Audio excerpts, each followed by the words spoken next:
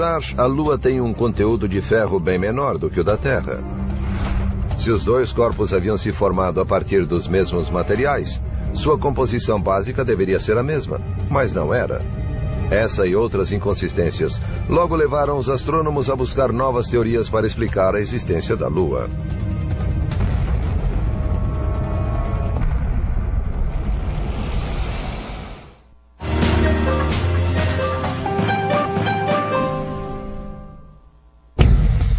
No último terço do século XIX, teorias avançadas sobre a origem da Lua começaram a surgir. Em 1873, o cientista francês Édouard Roche sugeriu que a Lua se formara ao mesmo tempo que a Terra, a partir da mesma nuvem nebular de partículas e gases. Mas essa teoria tinha uma falha fundamental. A Lua tem um conteúdo de ferro bem inferior ao da Terra e é muito menos densa. The big thing to remember about the moon and its composition is that it doesn't have any iron core like the Earth does. So you look at the Earth, and there's a very large central area, something like half the inside of the Earth is iron, nickel iron. And that's metal that drained down to the center of the Earth when the Earth was hot, when it formed at the beginning. The moon is more like just plain rock. Os cientistas inicialmente deduziram a massa da Lua através de observações e cálculos matemáticos. Se a Lua se formou do mesmo material que compõe a Terra, então o conteúdo de ferro devia ser semelhante. Édouard Roche não conseguia explicar essa falha em sua teoria. Mas outra ideia logo surgiu na esteira da hipótese da coagregação. Em 1878, George Darwin anunciou sua teoria de que a Lua se originara de uma fissão.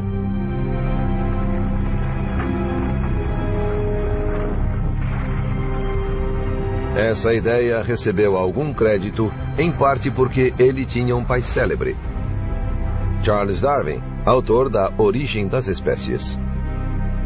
George Darwin saiu da sombra do pai e se tornou o principal especialista inglês em marés.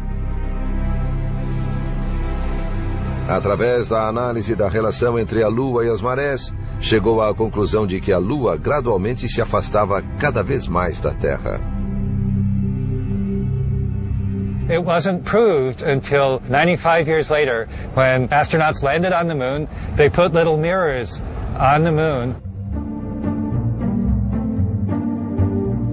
And you can shine a laser at the moon, and the laser will bounce off the mirror, come back, and you can actually measure the exact distance between the Earth and the moon.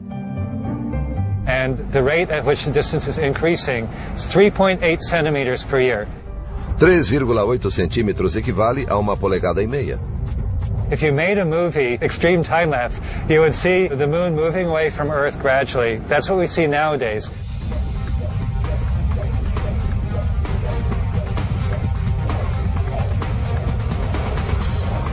Darwin imaginou o que aconteceria se o processo fosse invertido, se o filme fosse passado de trás para frente. Recuando no tempo, a Lua se aproxima, e tanto a órbita lunar quanto a rotação da Terra tornam-se cada vez mais rápidas.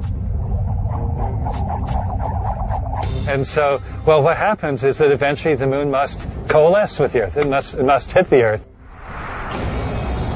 A conclusão lógica para Darwin era que uma porção da Terra, que girava rapidamente em estado fundido, devia ter se separado e formado a Lua.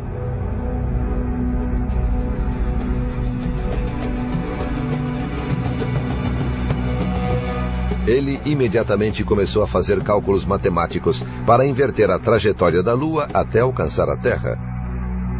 Frustratingly, he reaches a point where it gets almost to Earth, and then he couldn't work it out any farther.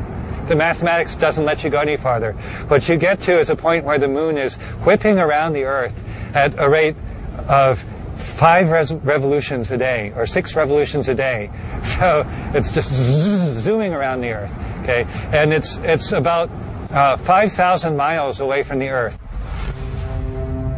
Mas os cálculos matemáticos não permitiram que os dois corpos entrassem em contato. Essa teoria foi debatida durante décadas, mas os cientistas acabaram por concluir que os movimentos relativos da Terra e da Lua não haviam resultado de uma fissão.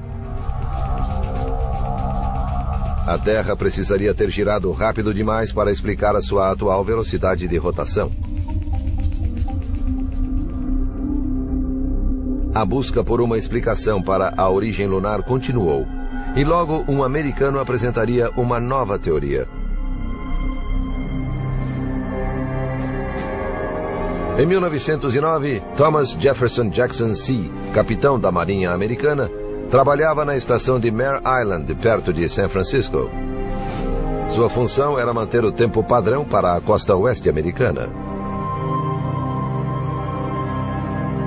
Mas ele também era um talentoso cientista que estudara astronomia na juventude. He was one of the first Americans to actually get a doctorate in astronomy. He went to Germany and got a PhD in astronomy, which was, almost unheard of back then. The U.S. was still scientifically total backwater in the 1800s. A estação de Sea em Mare Island tinha um observatório, e sua função lhe deixava bastante tempo para teorizar. Ele analisara a teoria da coagregação e a da fissão, relativas à origem da Lua, e não ficara convencido. Aos poucos, chegou a uma ideia completamente diferente, que veio a se chamar Teoria da Captura. Segundo ele, a Lua se formara em outra parte do Sistema Solar. Orbitara o Sol como todos os outros planetas. Mas em algum momento aproximara-se demais da Terra e fora capturada pela gravidade do planeta. His idea was that there's something that he called the resisting medium in outer space, which we know is not there now. Sim, nunca explicou de modo adequado o que seria o meio resistente. Cogitava que podiam ser pequenas partículas de matéria, mas tinha certeza de que não existiam mais. His idea is that for the Earth to capture the moon would have to come in from far away, and then it would hit this resisting medium and slow down, and then gradually get captured into an orbit. Maybe not at once, might take a little while, but gradually it'd be captured into Earth's orbit. It's a little bit like a bungee jumper jumping off a bridge. They'd go down, come back up, not quite as far, go down, come back up.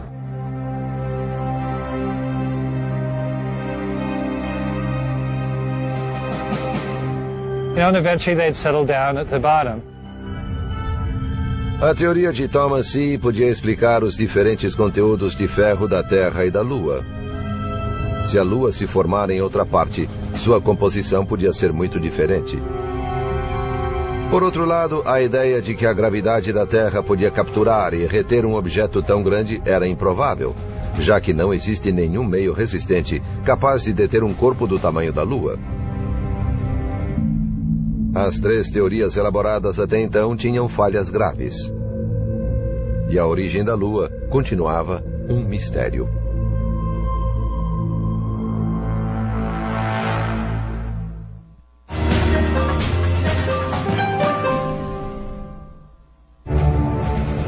Em 20 de julho de 1969, astronautas americanos pisaram na superfície da Lua pela primeira vez.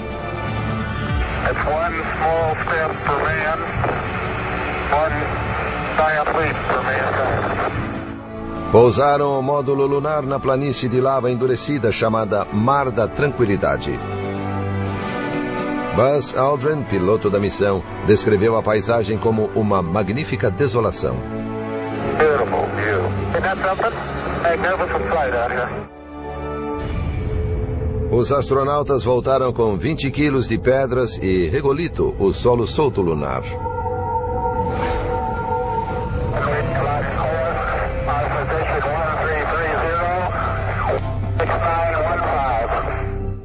Os geólogos do Centro Espacial Johnson, em Houston, aguardavam ansiosamente a chegada deles.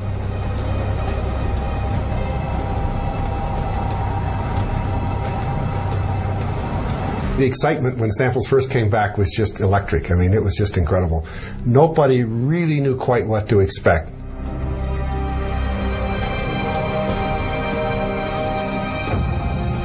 And we realized right away that we had basaltic rocks, like one might see in Hawaii. In fact, very similar to rocks one would see in Hawaii. Os geólogos da NASA ficaram intrigados ao encontrar não apenas basalto, mas pedras de outro tipo chamadas brétias, que se formam durante impactos de asteroides.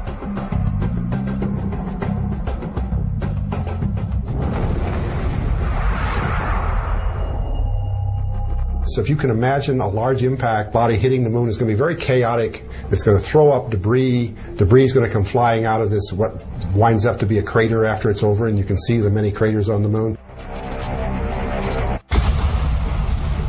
This debris gets all jumbled up and lands on the ground around the crater.